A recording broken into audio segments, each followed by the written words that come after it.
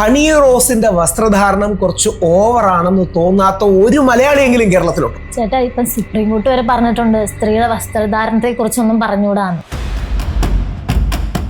പെൺപിള്ളേർ ഏത് ഡ്രസ്സാണ് ഇടേണ്ടത് ചേട്ടൻ പറ. ഇഷ്ടമുള്ള ഡ്രസ് ഇടാം, പക്ഷെ അത് ഡ്രസ് ഇടാന്ന് പറഞ്ഞിട്ട് ചേട്ടാ ഇപ്പം പറഞ്ഞ എന്താ? സ്ത്രീകൾക്ക് ഏത് വസ്ത്രവും ധരിക്കാം, പക്ഷെ ആ വസ്ത്രധാരണത്തിന് ഒരു മാന്യതയും മിതത്വവും വേണം. എനിക്കിഷ്ടമുള്ള ഡ്രസ്സ് ഇടുന്നതിന് ഇപ്പൊ ആൾക്കാർ എന്ത് പറയാനാ? എന്റെ ഇഷ്ടമല്ലേ, എനിക്ക് ചേരുന്ന ഡ്രസ്സല്ലേ ഇടേണ്ടത്.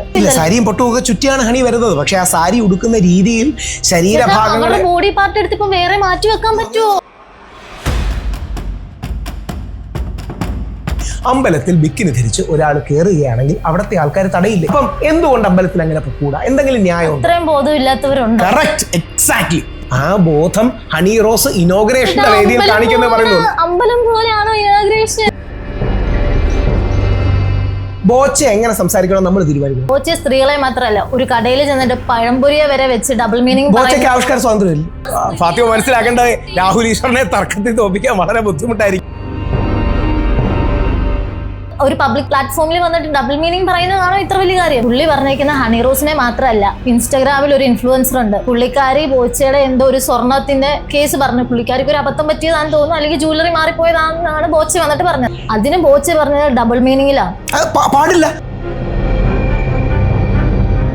ഞാനും ഇത് കേട്ടു, ടിവിയിലാണ് കേട്ടത്, ഞാൻ കണ്ടില്ല. അതായത് ബോച്ചയുടെ കുട്ടിയാണോ എന്നൊക്കെ ചോദിച്ചു. അയാൾക്ക് വിവരവും വിദ്യാഭ്യാസവും ഉള്ള ഒരു മനുഷ്യനാണ്. ഒരു സ്ത്രീകളോട് എങ്ങനെ ബഹുമാനത്തെ സംസാരിക്കണമെന്ന് പുള്ളിക്കാരി സെൻസ് ഇല്ല.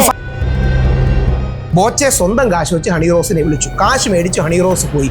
ബോച്ചെ സ്വന്തം സ്ഥാപനത്തിൽ നിന്നൊരു തമാശ പറഞ്ഞു, അതിന് ബോച്ചെ അറസ്റ്റ് ചെയ്യണോ? ഒരു വർഷത്തേക്ക് ആ മനുഷ്യനെ ഇതിന്റെ പേര് ജയിലിടണം. ഒരു വർഷത്തേക്ക് അയാളെ ജയിലിൽ ഇടേണ്ട കാര്യമുണ്ടോ? പിന്നെ 2 ദിവസം ഇടേണ്ട കാര്യമുണ്ടോ? ബോച്ചെ പുനർചിന്തിക്കണം, ദ്വയാർത്ഥ പ്രയോഗങ്ങൾ ഒഴിവാക്കണം. ഡബിൾ സ്റ്റാൻഡിലാണ് നിൽക്കുന്നത്. ഒരു സൈഡിൽ ഹണി റോസിനെ സപ്പോർട്ട് ചെയ്യുന്നു, ഒരു സൈഡിൽ ബോച്ചയെ സപ്പോർട്ട് ചെയ്യുന്നു. ചേട്ടൻ തന്നെ പറയുന്നത് അലങ്കാരികമായി പറഞ്ഞാൽ സീരിയസ് ആയിട്ട് എടുക്കണം.